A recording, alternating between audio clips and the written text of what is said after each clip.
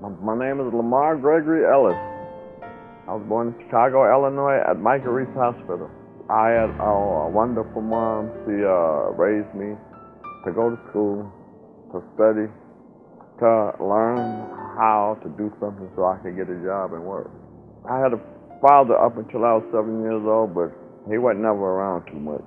I used to like to hang around people that drank and that did drugs. I liked it, that lifestyle. I got married at 23.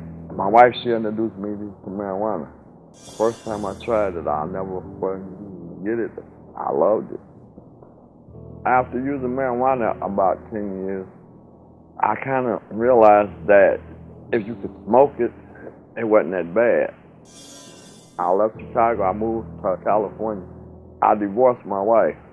I had never been single in my life. I worked second shift. I used to get off at midnight, and I didn't want to go home to an empty house, so I started going to a club, and I was making good money, so I would meet women, and one of them, she wanted me to try this crack cocaine. So I tried it, and I could smoke it, so I figured it wasn't that bad. I found myself not going to work. I wasn't doing well on my job, not caring about my hygiene, not eating. I was down to about 140 pounds, discoordinated, wearing the same clothes for weeks at a time, very paranoid. Run to the door, it was like I could hear somebody trying to come through the door on me and stuff. I used to be known as shaky, because I was always shaking, and my addiction, when I got high and stuff, it made me shake. There was never enough there. I always wanted more and more and more. I cleaned out 3 bank accounts and started selling stuff and doing.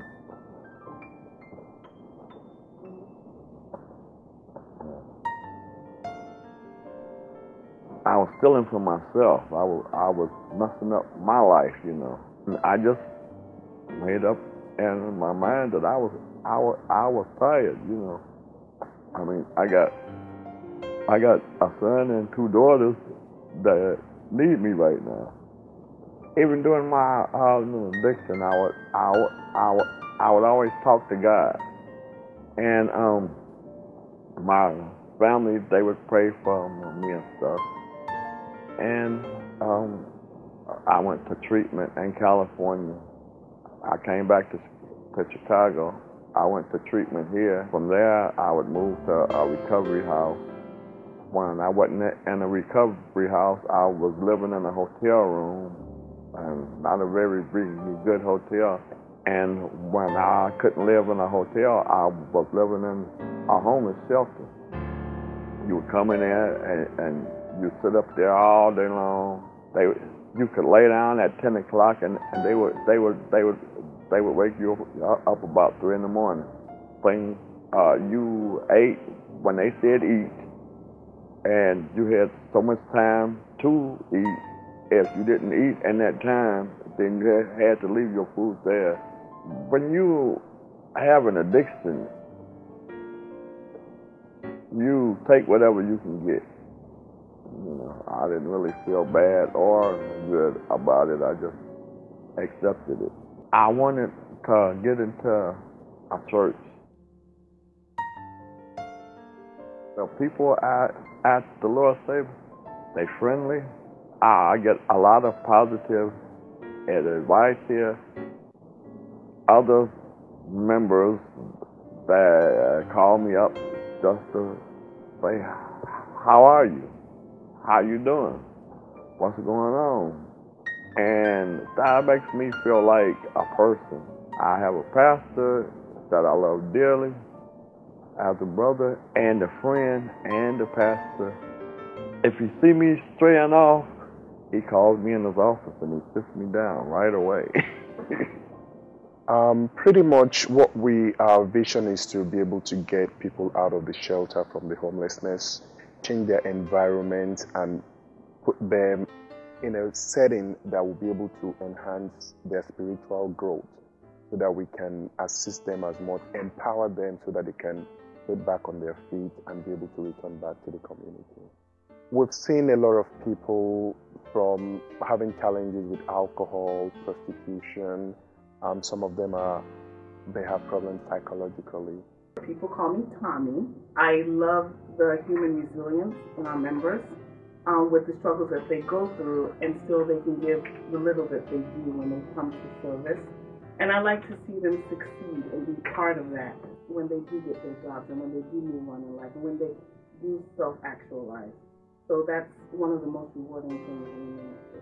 You know, based on the testimony and some of the things that some of our members have experienced, they will be able to tell you more how we've been able to make impact and changes in their life. We serve over about 150 people every week with warm meal. And when I'm talking about warm meal, we're talking about quality food. Many times when people come into our ministry, they see us having service and they see us feeding people, and they think that that's where it stops. One of the major things that I personally do to encourage the women is, to let them know that they're not the only ones that have problems. Everybody has problems. Because you're on the street or because you're going through a certain situation doesn't mean that you're the only one that can have a problem. And sometimes I even use myself as examples, things that I'm going through, just to let them know that we still have problems. And that's one thing that encourages them and makes them, want to learn more and grow more. When I first came to the program, I had no income, no job. So now I have an income. I have a one-bedroom apartment. It's fully furnished. I got a 40-inch high-definition TV with surround sound stereo in my bedroom. I bought a bed brand new out the furniture store. Do you know how long it's been since I slept in a brand new bed? But I bought nice linen, clothes. The program is teaching me how to take care of myself. And it's also teaching me how to try to give back of some of what I got. My son, he found me over the internet on the Jesus House. I hadn't seen him since he was 19 years old, and he just called me yesterday, and he's gonna spend the Easter with me and stuff. The program taught me about what I was doing to my body. I was powerless over my addiction. Taught me that I needed to turn my life over to a power that was greater than myself. I have normal conversations with God like I do anyone else. Today, I can actually say that I do have a relationship with Him. I needed to be a responsible person. Wow, they helped me a lot, but also coming to the Lord's table keeps me going.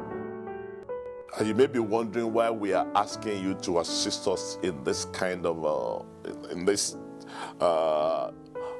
challenging times. But I believe with the challenging times, there are more people being sent to be becoming more destitute because of the situation the country or the world is going around. And as a church and as a pastor, I cannot just close my eyes to the challenging needs. I drive around, I see people that ordinarily would not be found in that condition, but because of the economic situation everybody is going through, people have just found themselves in this situation. And we believe that we cannot fold our hands. We must do something about this. And there's no amount that is too small, from $10, $20, $30, $40, $1,000. You can buy us a van, you can do some, but let me assure you, we're a ministry that is transparent, and I believe by the grace of God, whatever you give to this ministry, it will be accounted for.